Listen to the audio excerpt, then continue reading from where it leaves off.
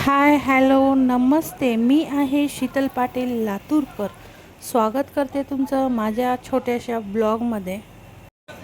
आज आहे नारळी पौर्णिमा म्हणजेच रक्षाबंधन. मी निघाले आहे माझ्या माहेरी माझ्या भावाला राखी बांधण्यासाठी. सकाळचे 8:30 वाजले आहेत. पाहू शकता कसली गर्दी आहे, भयानक गर्दी. आम्ही बसमधनं उतरलो आणि रिक्षामध्ये बसून निघालो थेट घरी. आणि ॲटोमध्ये बसल्यानंतर अचानक प्लॅन थोडासा चेंज झाला. आमचे मागे बसलेले बच्चे म्हणले कालिका देवीचं दर्शन घेण्यासाठी जायचं आहे. येरोळमधील खूप जागृत देवस्थान आहे कालिका देवी. कालिका देवी मंदिर हे गावाबाहेर थोड्या अंतरावर आहे, म्हणजे शेतामध्ये मंदिर आहे ते.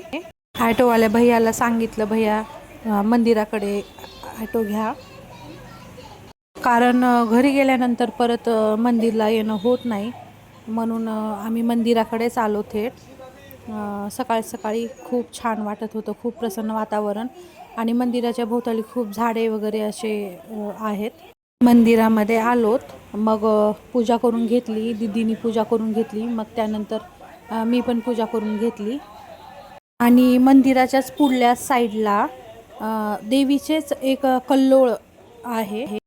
आमच्याकडे कल्लोळच म्हणतात, तुमच्याकडे काय म्हणतात काही कल्पना नाही आहे. तर पाहू शकता हे देवीचे कल्लोळ आहे. आणि बाजूनेच एक वडा गेलेला आहे. मंदिराच्या बाजूनेच एक मोठा वडा आहे, पाणी आहे, खूप झाडी आहे, खूप हिरवळ पण होती. मग दीदींच्या मी तिथे 1-2 फोटो घेतल्या.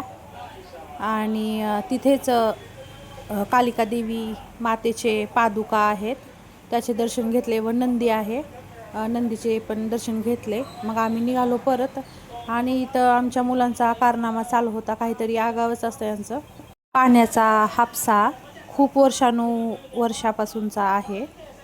इथे पाणी पित होते मुलं. या हापशाचे पाणी खूप खूप गोड आहे. जेव्हा पाणी नव्हतं तेव्हा इथून पाणी घेऊन जात होते गावातले लोक. मग आलो आम्ही घराकडे. मग आमच्या घराच्या शेजारी एक भागीरथ आजी राहतात आणि पिहूला खूप लाड करतात त्या आजी. लहानपणापासून त्यांची ओळख आहे, तिला खूप खूप प्रेम करतात.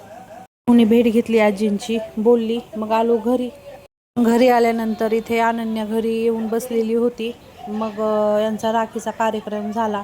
अनन्याने राखी बांधून घेतली. लहानपणी एक असं वेगळीच मजा असते ना. असं गिफ्टचं पण चालू होतं काहीतरी, काय घेतलंय काय नाही. मग दक्षिणी अनन्याच्या पाया पडल्या, तिला खूप कौतुक वाटत होतं.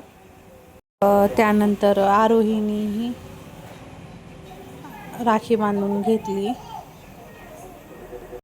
मग आरोही दीदीच्या पण दक्षिणी पाया पडल्या. दीदीने थोडा जास्त जोरात आशीर्वाद दिला. मग त्यानंतर मी माझ्या भावाला ओवाळून घेतलं, आरती करून घेतली. सकाळी सकाळी आल्यानंतर आम्ही हेच कार्यक्रम चालू केला. मग त्यानंतर माझी छोटी बहीण उषा हिने पण भावाला आरती करून राखी बांधून घेतली. खूप छान वाटत होतं. आई होती साईडलाच बसलेली, पाहत होती ती पण. असा आमचा राखीचा छोटासा कार्यक्रम झाला. राखीनंतर मग आम्ही जेवणाचा कार्यक्रम चालू केला. जेवण वगैरे सगळे आटपून घेतली. मग निघायची घाई होती. मग दीदीकडे गेले मी चहा घेण्यासाठी. मग तिथूनच निघणार होतो. वहिनीने कुंकू लावून पाठवले. मला व्हिडिओ आवडल्यास चॅनलला सबस्क्राईब नक्की करा.